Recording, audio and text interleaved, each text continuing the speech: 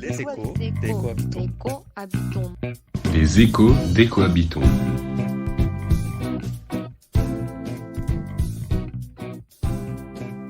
L'écologie, c'est une question de relation à l'environnement. Le discours qu'on lui porte, les savoirs qu'on en a, les actions qu'on y mène, les interactions que l'on cultive. Il n'existe pas qu'une seule et unique vision d'un environnement. Il n'existe pas qu'une seule et unique vision de la nature.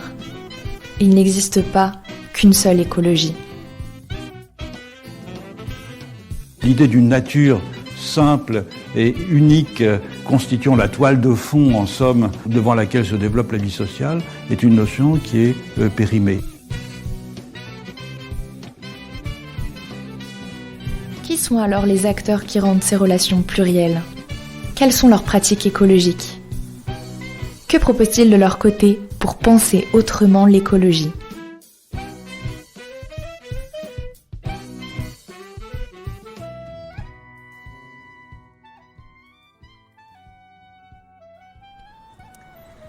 Bonjour et bienvenue sur les podcasts d'Écohabitants. Je suis aujourd'hui avec Damien Deville, qui est géographe et anthropologue de la nature. Alors tu te définis comme un mini-scientifique à la recherche d'une pensée par-delà la nature et la culture, mais aussi par-delà nord et sud. Tu vas chercher à dépasser cette dualité entre la nature et la culture, qui emprunte la vision occidentale, qui est une vision qui domine le monde, si je peux dire ça comme ça aujourd'hui. Et tu, pour utiliser ton mot, vas chercher à dynamiter l'anthropocentrisme. Tu as aussi coécrit un livre avec Pierre Spillois qui s'appelle « Toutes les couleurs de la Terre » qui est paru en janvier 2020 et qui parle d'écologie relationnelle. Vous introduisez un peu ce livre en posant cette question « Et si tout était une question de lien ?» Et j'aimerais revenir sur cette idée de relation et de lien. Qu'est-ce que c'est l'écologie relationnelle ? Et quel message, en fait, ce choix d'utiliser le mot « relation » peut-il porter ? Alors écoute Colette, nous dans ce livre on était parti d'une hypothèse à la fois scientifique et politique qui nous transcendait depuis pas mal de temps. C'est de se dire, dans nos grandes villes, Paris, Lyon, Marseille, on a tendance quand même à passer d'un point A à un point B sans se rendre compte vraiment de ce qui nous entoure. On n'est plus en lien avec l'autre, on n'est plus en lien avec notre territoire, on n'est plus en lien avec ces récits qui transcendent les générations, c'est-à-dire ce qu'on hérite finalement des fantômes qui étaient là hier et de ce qu'on a envie de léguer finalement aux générations futures. Et de là est venu plusieurs réflexions, plusieurs hypothèses de travail et on s'est dit qu'en fait nombre de crises sociales et environnementales pouvaient se résumer à une histoire relationnelle ou du moins à une histoire de non-relation. C'est-à-dire que c'est parce qu'on n'arrive plus à penser le lien, parce qu'on n'arrive plus à penser le vivre ensemble, entre humains d'abord et avec le non-humain ensuite, que justement on arrive à un contexte où nos vies n'ont jamais été aussi précaires. Et notre futur n'a jamais été aussi incertain, quelque part. Et de là a découlé une analyse où on a essayé justement de décrire qu'est-ce qui tuait le lien dans nos sociétés. On a pris 3 grands objets pour ça qui nous semblent assez systémiques, c'est-à-dire que certes c'est un arbitrage d'avoir pris ces 3 objets, mais à partir desquels tu peux tirer différentes ficelles qui t'amènent dans des mondes extrêmement pluriels et à partir desquels tu peux expliquer presque tous les maux de la société quelque part. Le premier pilier, selon nous, c'est la manière dont on a pensé les territoires pendant pas mal de temps. C'est-à-dire que les territoires, on a eu tendance à les développer autour d'une seule et même norme qu'est la compétitivité des territoires. Il y a eu plusieurs politiques publiques qui ont inondé les territoires dans ce sens. L'une d'entre elles, par exemple, qu'on pratique toujours en partie aujourd'hui, c'est ce qu'on appelle la théorie des avantages comparatifs. C'est-à-dire qu'on a cherché à spécialiser chaque territoire dans une filière d'excellence, avec cette idée derrière que puisque chaque territoire aura une filière à lui, il ne sera pas en concurrence avec les autres territoires. Le problème, c'est que cette théorie, elle a eu 2 limites. La première, c'est que cette spécialisation, pour la plupart des territoires, a été choisie depuis les couloirs parisiens, depuis les ministères. Et du coup, on a imposé des filières à des territoires qui n'avaient rien à voir avec l'épaisseur anthropologique, avec le lien que les populations avaient au paysage, avec le lien qu'ils avaient entre eux, entre individus finalement. Pourtant, c'était ce même lien qui caractérisait des chemins d'émancipation pour ces populations-là. C'est comme ça que les sous-marins se sont retrouvés à Cherbourg, qu'Airbus s'est retrouvé à Toulouse, que le port d'export des matières agricoles s'est retrouvé à Lorient. Ça a été des choix politiques, ça aurait très bien pu être ailleurs. On l'a décidé ainsi.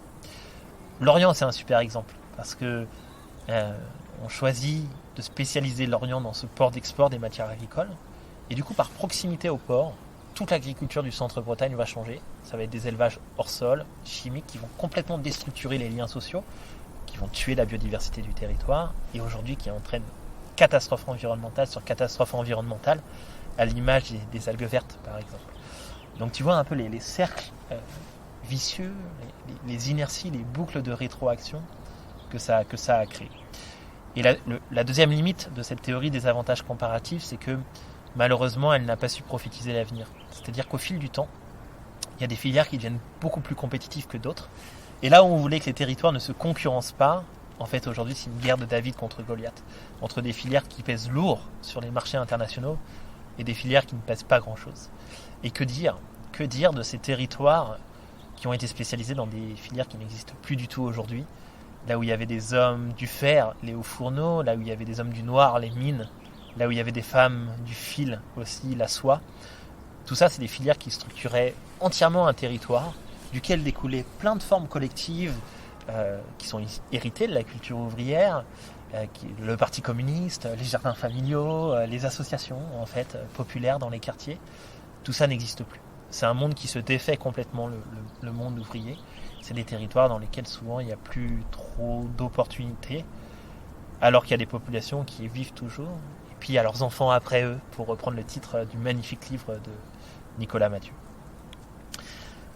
Donc ça, c'était le premier pilier sur les territoires. Il y a d'autres exemples, mais cette théorie des avantages comparatifs illustre très bien comment on a tué le lien, on a spécialisé les territoires au détriment de la diversité, et aujourd'hui ça crée de la précarité. L'autre pilier pour nous qui a détruit la relation, c'est le capitalisme. Alors le capitalisme, on en entend beaucoup parler dans les réseaux un peu militants, dans les réseaux écologistes, mais nous on l'a traité sous un angle un petit peu différent. On l'a pas tellement traité à la lumière des inégalités qu'il a tendance à créer, parce que c'est déjà très renseigné par ailleurs, on n'avait pas grand chose à rajouter. On l'a plutôt traité sous l'angle de l'impérialisme qui cache, dans le sens où ce qui caractérise le capitalisme, c'est aussi en fait de se réapproprier toutes les valeurs d'une société en les modifiant. Et comment elle les modifie, ces valeurs, c'est en leur donnant un prix de marché, mais ce faisant en érodant toutes les autres valeurs qu'on peut associer au prix d'un produit. Un exemple qu'on utilise dans le livre, et c'est un exemple qui me touche énormément parce que ce pays fait partie de mon identité, je l'ai tatoué sur la peau maintenant, c'est le Burkina Faso. Au nord du Burkina Faso, tu vois, sur les marchés Peul, Touareg, s'impose un lait industriel qui vient des Pays-Bas, un lait en poudre, qui se vend à des prix défiant toute concurrence, car très mécanisé, très productiviste, il coûte beaucoup moins cher à produire par unité de main d'œuvre à quantité égale que le lait qui est fait à la main par les femmes et les hommes Peul et Touareg du nord du Burkina Faso. L'histoire aurait pu s'arrêter là, mais les Burkinabés se sont mis à manifester contre ce lait industriel, en disant notamment les calebasses, c'était très beau à voir. Tu sais, les calebasses, c'est les fameux récipients que les femmes portent sur la tête. Pourquoi faire ? Pour transporter du lait, justement. Et ce qui était passionnant, c'était de voir que dans leur discours, dans leur lutte, en fait, ils ne s'opposaient pas seulement à l'entrée d'un lait industriel de mauvaise qualité sur leur territoire, ils s'opposaient à toutes les relations que mettait en péril ce lait, à savoir ce qui les lie à leurs vaches, ce qui les lie à leur structure villageoise, ce qui les lie à leur alimentation. Et quand je dis alimentation, c'est pas juste le fait de manger, c'est toutes les valeurs qu'on associe au repas, familial, anthropologique, social, ce qui les relie au désert, ce qui les relie aussi à leurs ancêtres, parce que pour savoir élever des vaches aux portes du Sahara, ça demande souvent des connaissances qui dépassent de très loin une seule vie humaine. Donc en fait, le capitalisme fait ça, c'est qu'en fait, il tue les relations qui sont émancipatrices pour les gens, en imposant sa norme, en imposant ses codes. Et enfin, le troisième pilier pour nous qui tue la relation, et qui par extension crée de l'uniformisation, c'est l'écologie. D'où le terme d'écologie relationnelle d'ailleurs, mais on y reviendra si tu veux. L'écologie, en tout cas, dans la manière dont elle a été déployée en société pendant pas mal de temps, car au nom de l'écologie, on a eu tendance à séparer nature et culture, séparer les pygmées de leur forêt, mettant en danger aujourd'hui autant la culture pygmée que la forêt dans laquelle ils vivaient, en séparant les territoires, ville contre campagne, en séparant les nords contre les suds. Donc, en fait, au nom de l'écologie, on a détruit ce dont elle est censée être la première gardienne, des systèmes relationnels, des histoires entrelacées entre nature et culture. De là est arrivée du coup une nouvelle voie. On s'est dit comment contourner ça, comment proposer un chemin, un horizon en fait, plus qu'un chemin, parce qu'il y a plusieurs chemins pour arriver à cet horizon justement, qui était de se dire comment on fait pour emmener humains et non humains dans un seul et même bateau, cause sociale et cause environnementale, dans un seul et même horizon. Et on s'est dit que la seule manière de faire ça, c'était de retrouver la relation à l'échelle de l'expérience partagée, à l'échelle des territoires, et de cette relation en reconditionner des projets de développement. De là est venu le terme, le concept d'écologie relationnelle. Donc écologie, pourquoi ? Pour finalement considérer humain et non humain dans un seul et même bateau, plus faire de différence. L'écologie étant pour nous seulement le social qu'on élargit au vivant, qu'on élargit au non humain. Donc voilà, l'écologie pour nous, ça a intégré à la fois humain et non humain. Et pourquoi apposer relationnel ? Pour se dire que ce qui fait pour nous l'essence de l'écologie, c'est le lien à l'autre, ce qu'elle n'a pourtant pas toujours pensé, ce qu'elle a même parfois participé à détruire. Donc accoler le terme relation finalement au terme écologie nous permettait de contourner les déficits de l'écologie de ces dernières années pour essayer de l'emmener plus loin. C'est de cette écologie institutionnelle dont on parle, c'est ça ? En fait, je pense qu'il y a deux formes d'écologie quelque part qui empêchent de penser la relation. La première, c'est l'écologie scientifique qui s'est intéressée bien sûr aux relations qu'entretiennent les espèces entre elles, mais a eu tendance à figer les espèces elles-mêmes en disant les renards fonctionnent comme ça, les singes fonctionnent comme ça, les arbres fonctionnent comme ça. Or, il y a des individus derrière ce non-humain. Quelqu'un qui vient avec un chien sait très bien que son chien a un caractère en propre, a des goûts en propre, et que ses goûts de ce chien, ses envies de ce chien, ses rêves vont aussi dépendre finalement des relations qui entourent ce chien.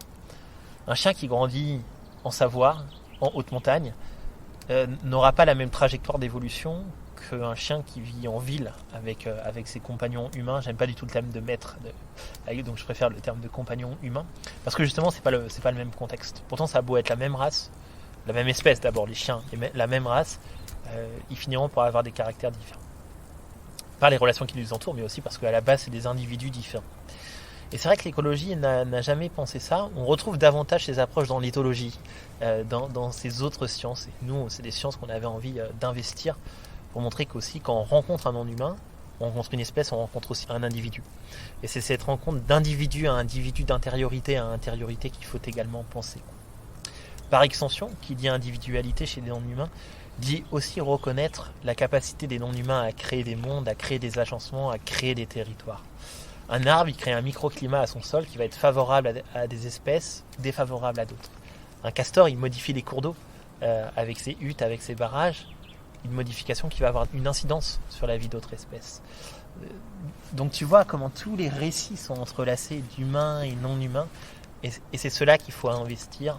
Et c'est vrai qu'il nous semblait que l'écologie scientifique n'arrivait pas toujours à penser cela. Et le deuxième déficit de l'écologie, il est plutôt sociétal, effectivement, il est plutôt politique.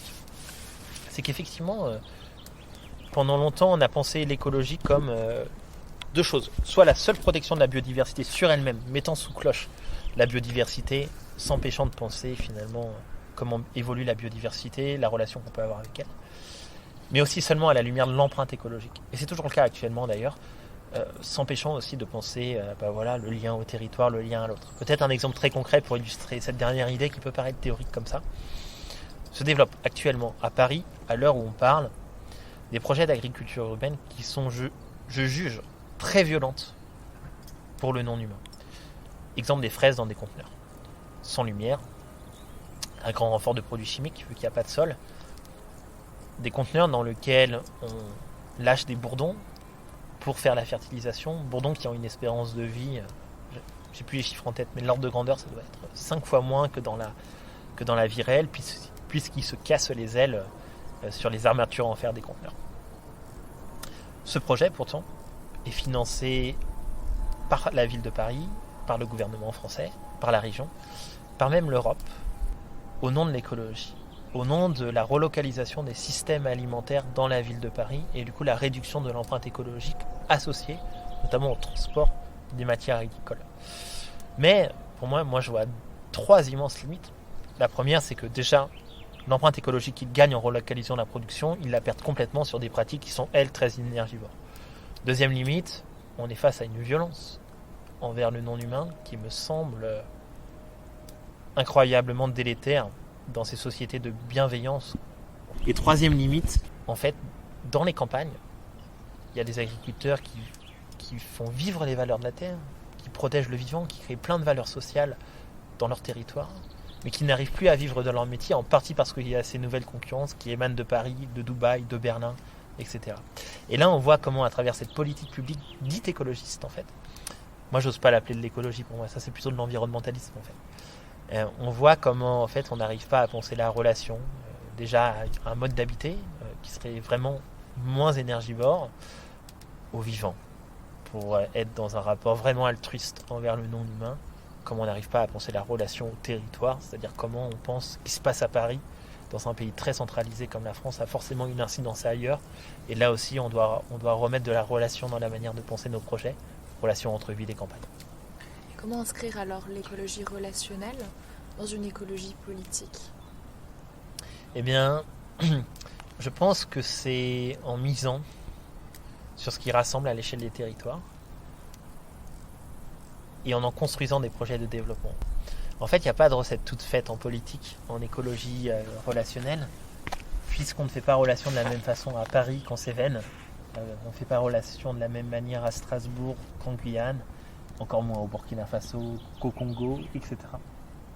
Donc il y a vraiment l'idée de trouver, en fait, d'essayer de miser sur la singularité de chaque territoire et de cette singularité en faire des projets de développement.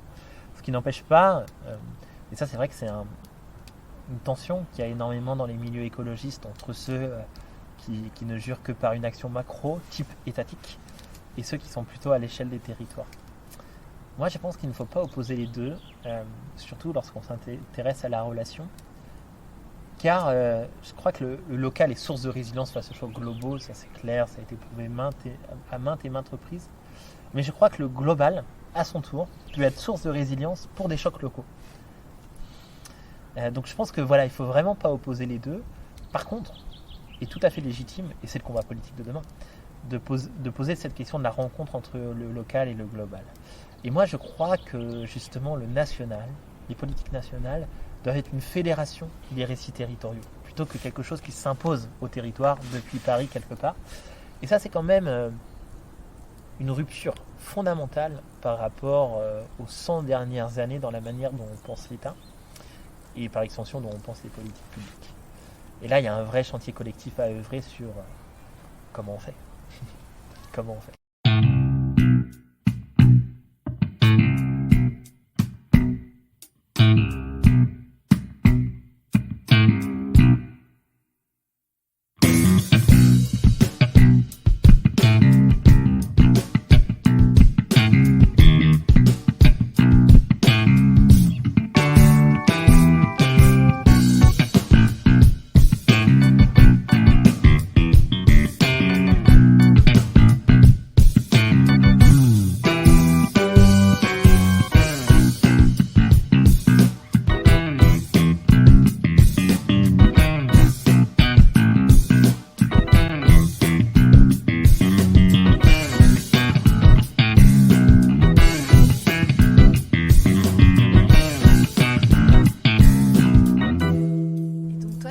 Cette double casquette en fait, parce que d'un certain côté tu fais partie d'Europe Écologie Les Verts, donc tu es un pied dans cette écologie politique, et d'un autre côté tu vas mener des actions, donc des actions citoyennes, notamment via ta thèse sur comment est-ce que les jardins potagers vont pouvoir permettre une émancipation des populations et recréer un tissu social à l'échelle de la ville. Tu sais, le temps, je crois, sur les actions qu'on porte, les place irrémédiablement dans le champ de la mélancolie d'abord, et presque dans le champ de l'anachronisme. C'est-à-dire que les sociétés évoluent tellement vite qu'on se demande toujours la pertinence de ce qu'on porte. Mon engagement en politique, il est juste de l'ordre de la pensée. C'est justement, je parlais de territoire tout à l'heure, j'ai une mission territoire au niveau national chez Europe Écologie Les Verts qui invite à remettre la diversité des territoires au cœur de l'écologie politique. C'est très lié à l'écologie relationnelle. L'un entraîne l'autre, en fait. Le personnage de l'écologie relationnelle, c'est les territoires. Donc voilà, tu vois, de fil en aiguille, j'en suis arrivé là. Pour le moment, mon engagement politique se limite à ça. C'est plutôt un mandat interne qui est sur la pensée. Je reste très attaché aussi à la société civile et je crois vraiment qu'on a besoin de différents régimes d'engagement. C'est une croyance qui est héritée de notre système très jacobin que c'est la politique qui change tout. C'est pas du tout la politique qui change tout. C'est la politique plus qui change tout.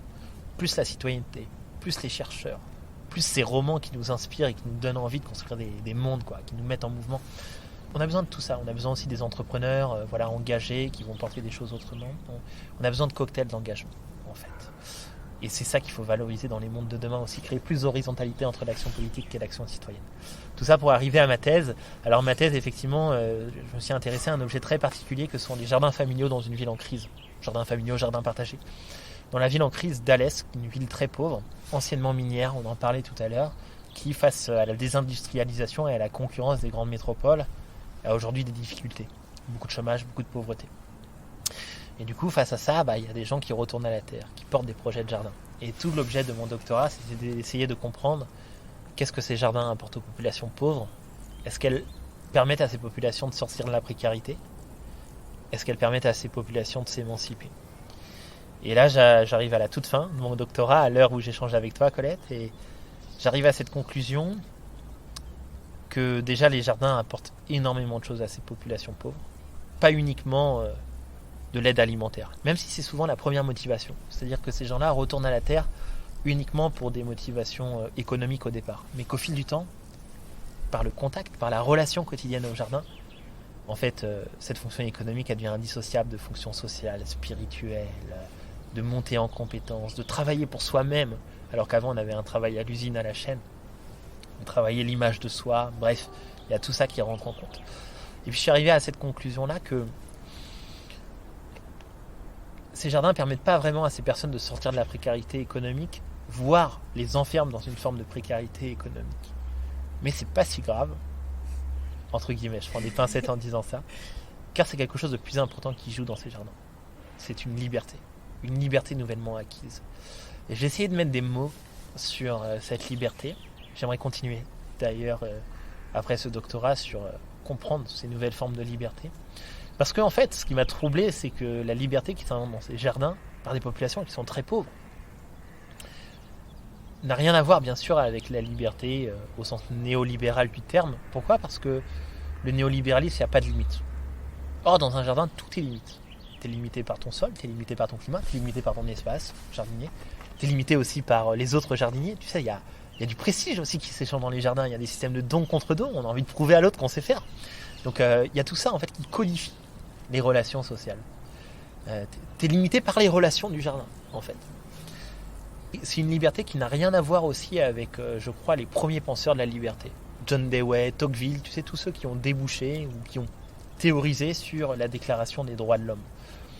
Pourquoi ? Parce que ces formes de liberté, elles sont très désancrées, quelque part. Elles sont... c'est un peu la pensée de Descartes, quoi. De Descartes, toute l'essence de l'homme est de penser et qui n'a besoin de ça, de rien. D'aucune chose matérielle, d'aucune chose immatérielle, etc. Et du coup, ma solution, là où j'en suis, c'est qu'en fait, cette liberté, c'est une liberté relationnelle, justement. C'est une liberté qui est là, qui est très présente, où les jardiniers s'inventent par eux-mêmes, mais ils s'inventent par eux-mêmes dans un système de relations. Et cette liberté est d'autant plus belle que justement, ils en font profiter d'autres par les relations dans lesquelles ils s'inscrivent. Par exemple, je vais te donner un exemple, un jardinier qui s'appelle Baba, qui me dit, tu vois, moi avant Damien, avant le jardin à Alès, j'étais au bistrot toute la journée. Aujourd'hui, je vends des pieds de menthe à ma communauté algérienne. Donc, liberté nouvelle de travailler, liberté nouvelle de s'approprier un espace, liberté nouvelle de cultiver une image dont il est fier, pour lui-même et pour les autres, et puis un espace de travail, le jardin, dont il fait profiter toute sa communauté algérienne. Donc tu vois à quel point aussi là, toutes ces histoires redeviennent entrelacées. Et comment est-ce que cette personne a réussi justement à arriver dans ce monde de jardins partagés, de jardins potagers ? Alors c'est une très bonne question, Colette. Alors ça c'est toute ma thèse, effectivement je suis allé un peu vite là, je t'ai fait tout l'horizon, mais quand je te disais que ces jardins n'arrivent pas vraiment à ces personnes à sortir de la précarité, c'est pour deux raisons. D'une part parce que ces personnes deviennent tellement passionnées par l'acte de jardinage qu'ils en oublient de chercher un emploi à côté. C'est-à-dire que leur fonction territoriale devient être jardinier. Alors c'est poétique, on en a besoin, mais ces jardins, même les plus grands jardins qu'il y avait sur Alès, qui font presque 900 mètres carrés, des jardins qui sont quand même très grands pour une personne, et bien même dans ces très grands jardins, tu n'arrives pas à dégager l'équivalent d'un SMIC, quoi.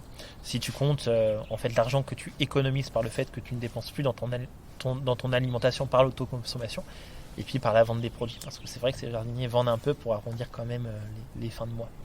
Donc tu vois, ils s'enferment quand même dans une forme de précarité financière. Et la deuxième chose, c'est qu'il n'y a pas autant de jardins à Alès qu'il y a de personnes précaires à Alès. C'est-à-dire que les personnes qui profitent des jardins sont des gens, sont une minorité de personnes dans la précarité. Ils ont certes pas de ressources économiques, par contre tous les jardiniers ont au moins 2 types de ressources qui leur permettent d'accéder à un jardin. La première, c'est un réseau, en fait, qui leur permettent de savoir qu'une parcelle se libère et qu'ils vont pouvoir candidater ou qu'ils vont pouvoir la louer, etc. C'est exactement le cas de Baba, son frère jardinait quelque part, c'est son frère qui lui a dit cette parcelle se libère parce que la personne ne veut plus s'en occuper, trop âgée, si tu veux je te la réserve. et la deuxième ressource qui est très importante, c'est le temps. Parce que pour pouvoir s'occuper d'un jardin, il faut du temps. Et une mère monoparentale, par exemple, qui travaille à mi-temps à côté, elle sera dans la précarité financière, mais elle n'aura pas assez de temps non plus pour s'occuper d'un jardin. Et ça débouche sur une question aussi de se dire comment en fait ces projets de jardin peuvent enseigner un nouveau développement politique pour les territoires. Quel chemin ils montrent du doigt, ces jardins. Autrement dit, au-delà de la jardinologie, qu'est-ce que ça veut dire en termes de futur souhaitable pour la ville d'Alès et pour les montagnes qui s'étendent par-delà la ville d'Alès pour les Cévennes. Si je peux me permettre, tu parlais de réseau. Est-ce que justement ça devient pas un réseau un peu fermé, un petit peu difficile d'accès au final, parce qu'il faut connaître la personne qui va laisser sa parcelle, ou ça reste quand même ouvert à tous? Alors pour accéder à la parcelle, ça a tendance à être des réseaux effectivement assez resserrés. Ça fonctionne par cercle concentrique. Il y a plusieurs modalités d'accès au jardin. Le cas de Baba que je citais, c'est qu'il loue une parcelle privée sur terrain inondable, qui est non constructible. Donc en fait, il loue son jardin à un propriétaire privé comme toi et moi. La deuxième solution à Alès, c'est les jardins familiaux associatifs hérités de la période ouvrière. Et là, potentiellement, chacun peut candidater, même si l'association met en place des grilles de sélection qui dépendent souvent de critères sociaux. La troisième voie d'accès à un jardin, c'est des jardins qui ont été développés par la mairie dans les quartiers populaires, dans les quartiers HLM, plutôt à destination de ces mêmes personnes qui vivent les HLM. Avec là plutôt une politique de communication assez inclusive, c'est-à-dire que la mairie a distribué des flyers dans les boîtes aux lettres, a essayé de toucher le public le plus large que possible pour l'accès à ces jardins. Seulement là encore, il y a des déterminismes qui jouent, qui fait que certains se censureront d'eux-mêmes en disant ce que porte la mairie, c'est pas pour moi, je souhaite pas y aller, parfois faussement. Aussi parce que à Alès, il y a beaucoup de gens qui ne parlent pas forcément français, qui sont venus passer leur retraite après une vie en Algérie, parce que leurs enfants sont sur place, par exemple, ils ne parlent pas français, donc flyers ou pas, ils n'arriveront pas à le lire. Et puis aussi parce que finalement, ces jardins, ils sont au milieu du quartier HLM, contrairement aux jardins privés qui ont tendance à être cachés parce que la production est importante, ces jardins dans les quartiers HLM sont donnés à voir. Et sont d'autant plus donnés à voir qu'ils sont réinjectés dans les politiques publiques de la mairie qui cherchent à embellir la ville pour attirer les cadres supérieurs dans cette ville et améliorer la ville demain. Donc en fait, ces jardins sont une politique sociale pour la mairie. Certes, on ne peut pas leur tirer ça, mais c'est une politique sociale qui cherche à embellir le cadre général de la ville. Et embellir la ville, ça profite souvent d'abord aux élites, plutôt qu'aux populations pauvres. Parce que d'ailleurs, souvent, ils embellissent la ville suivant les codes des élites plutôt que suivant les codes populaires. Et du coup, il y a une forme de mise en unité en fait, de ces jardiniers qui vont être au milieu des HLM comme ça. Et tout ce qu'ils vont faire dans les jardins va être donné à voir par toutes les fenêtres des immeubles, etc. Et donc, ça demande une certaine forme de confiance finalement en soi que de vouloir demander un jardin. Et là encore, en fait, ça crée des barrières pour des personnes qui n'osent pas franchir ce pas-là. Voilà. Donc à chaque fois, effectivement, il y a des conditions d'accès qui peuvent être inclusives, mais où il y a des déterminismes sociaux qui créent des limites. La limite, bon, on peut pas faire autant de jardins que d'habitants dans une ville, ça c'est pas si grave. Ce qui est plus intéressant, c'est comment à partir de ces jardins, on peut reconstruire un projet politique. Et moi, je pense que là encore, on retourne à l'écologie relationnelle, c'est-à-dire que ces jardins montrent que quand on crée des espaces de relation, en fait, tout en découle, de l'innovation économique, de l'émancipation sociale, un nouveau cadre partagé du commun, une capacité à chacun de porter la ville et de la créer, un droit à la ville, comme dirait Henri Lefebvre. Et ces projets relationnels, ils peuvent prendre plein de formes différentes pour justement toucher des publics différents. Ça peut être des tiers-lieux, ça peut être des espaces de coworking. Voilà, donc c'est tout ça qu'il faut penser. Les projets relationnels, ça peut aller plus loin. Ça peut être de nouvelles formes démocratiques, ça peut être une nouvelle manière de participer aux politiques à l'échelle de la région. Il y a plein de choses à inventer. En fait, à partir du moment où on place la relation comme première modalité d'action et de possible, ce que je voulais dire, c'est première modalité d'action et de pensée, le champ des possibles s'élargit. Voilà ce que je voulais dire. Et de là découlent des choses insoupçonnées et insoupçonnables, quoi. Voilà. Donc si j'ai bien compris, l'écologie relationnelle, ça va être recréer du lien entre les hommes eux-mêmes, entre l'homme et le non-humain, mais visiblement ça va aussi recréer peut-être un lien entre les non-humains eux-mêmes. Et est-ce qu'on pourrait alors parler de là de techniques de permaculture notamment, où une plante va apporter à l'autre pour qu'elle puisse pousser ensemble? Oui, tout à fait. Alors, pour moi, la permaculture, c'est vraiment la traduction agricole de ce que peut être l'écologie relationnelle. Parce que la permaculture crée du lien entre humains et non-humains, entre les humains eux-mêmes, pour créer une diversité positive à l'échelle du territoire. Et en off, je le dis pour ceux qui nous écoutent, Colette, on parlait de l'anthropocène tout à l'heure, c'est justement ce qui me dérange un peu dans le terme anthropocène. Autant je reconnais la fertilité des recherches académiques qui en ont découlé, autant ça nous empêche de penser en fait cette créativité dont peut être gardien l'homme, qui crée également la diversité, qui crée du non-humain en fait, qui crée des oasis de résilience. C'est par des histoires entrelacées entre humains et non-humains qu'on crée en fait ces oasis de résilience. Et par extension, la question n'est pas de savoir dans quel territoire on peut vivre, dans quel territoire on ne peut pas vivre à des fins de protection. C'est plutôt de savoir comment vivre dans chaque territoire pour en préserver les grands équilibres écosystémiques. Elle est là la vraie question. C'est pas la question de l'interdit, c'est la question du comment finalement. Et la permaculture répond à cette question du comment.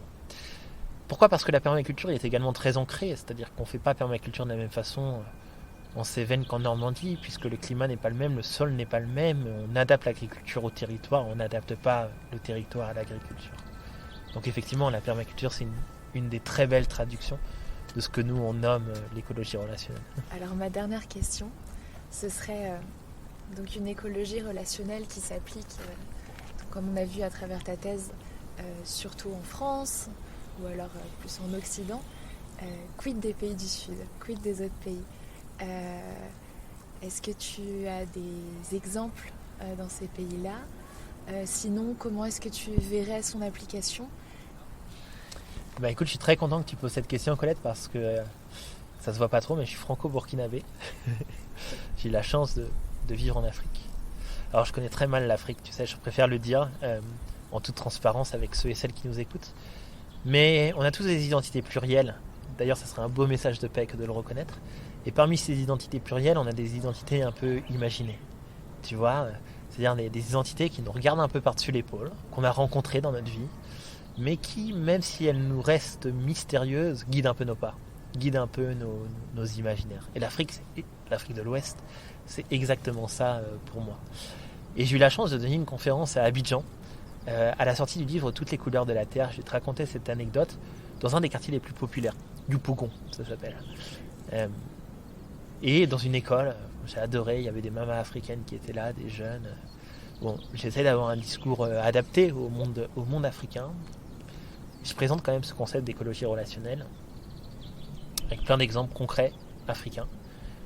Et la première question qu'on me pose, une fois ma conférence terminée, d'une maman au fond de la salle, qui me dit ça, qui me dit écoutez, la relation, on voit très bien ce que c'est, mais l'écologie, pas du tout. Est-ce que vous pouvez me l'expliquer? Et ça, pour moi, j'en ai été déjà presque persuadé, mais cette intervention m'a fait briller l'âme, quoi, parce que, en fait, justement, c'est ce que j'expliquais tout à l'heure.